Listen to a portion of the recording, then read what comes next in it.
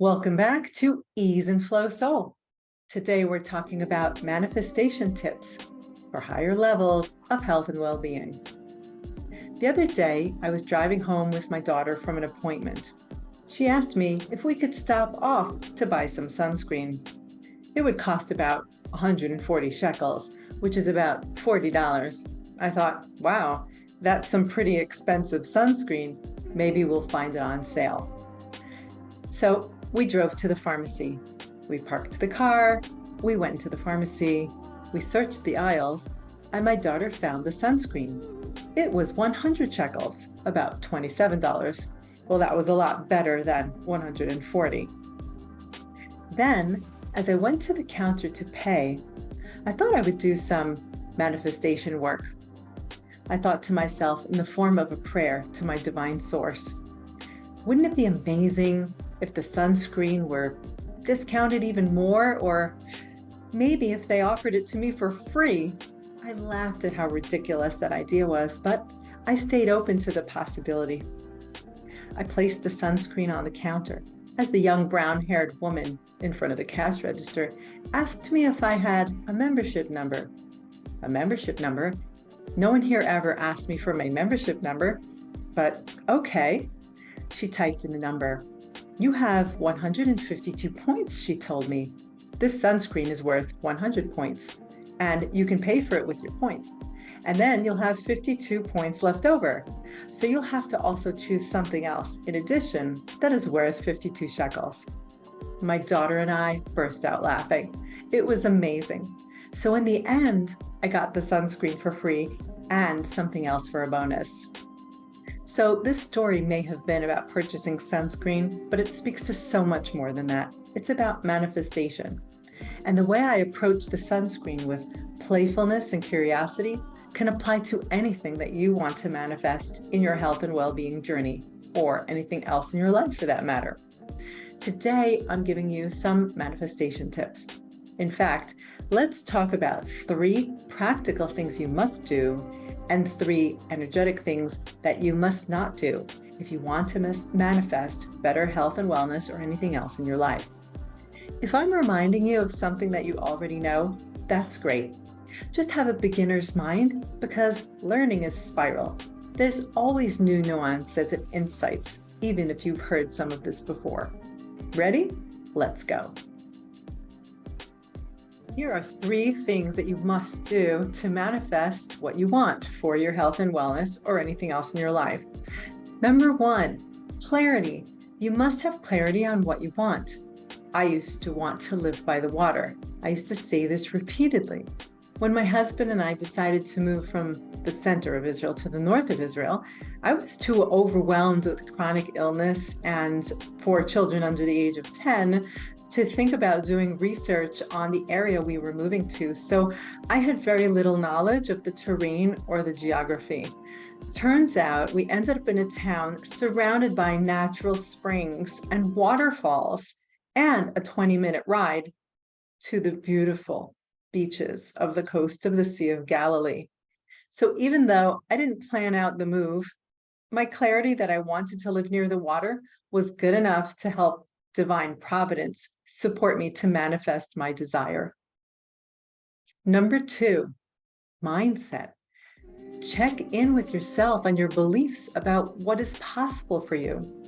If you have any negative or limiting beliefs, you are going to undermine your ability to manifest what you want in your life. If you believe deep down that you're unworthy or incapable of achieving your desires, you'll create a self-fulfilling prophecy. So work on cultivating a mindset that aligns with the things that you desire. In the sunscreen story, I had already been working on my mindset around what I believe I can co-create with my divine source. So I was ready to play and be open to delightful surprises. And you know, there was a part of my mind that was saying, this is so ridiculous, but you know, God can do anything, so why not put it out there? Number 3, consistent action. The sunscreen example was a quick win, but let's say you have a longer-term health or wellness goal. Manifestation involves more than just positive thinking. It requires taking consistent action towards your desired outcome. The easiest way is to take small baby steps, which are much less intimidating than big ones now, aren't they? If you don't take these steps, how will you attract what you desire? Make sure that you have taken steps 1 and 2 of clarity and mindset before you decide on what your action steps will be, or else you might end up procrastinating, feeling frustrated, and blaming yourself, and we don't want that. Now let's talk about 3 energetic pitfalls that can sabotage your manifestation.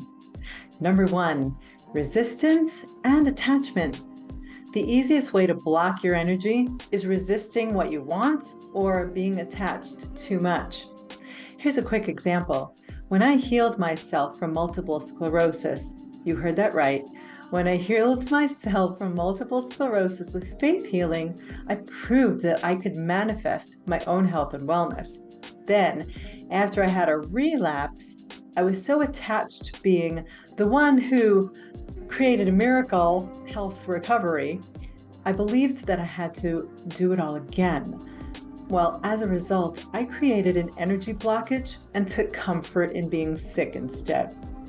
The lesson here is to let go of resistance and practice detachment to avoid energetic obstacles. Number 2, low vibrational frequency. We know that manifestation is influenced by the vibrational frequency that you emit. Now, each emotion has a particular frequency. So if you are prone to negative emotions such as fear and doubt and frustration, then you're going to emit low vibrational frequencies that can interfere with your manifestation. What you want to do instead is cultivate positive emotions such as gratitude and joy to raise your vibrational frequency. Have you ever noticed how easy it is to manifest in a state of positivity? It reminds me of the days of the prophets who used to call upon musicians to play music so that they could be put in an elevated state. Now, emotions aren't the only cause of low vibrational frequency. One of my clients was an emotional coach who had a regular gratitude practice. Now, her son hadn't spoken to her for a year, and her business wasn't doing so well.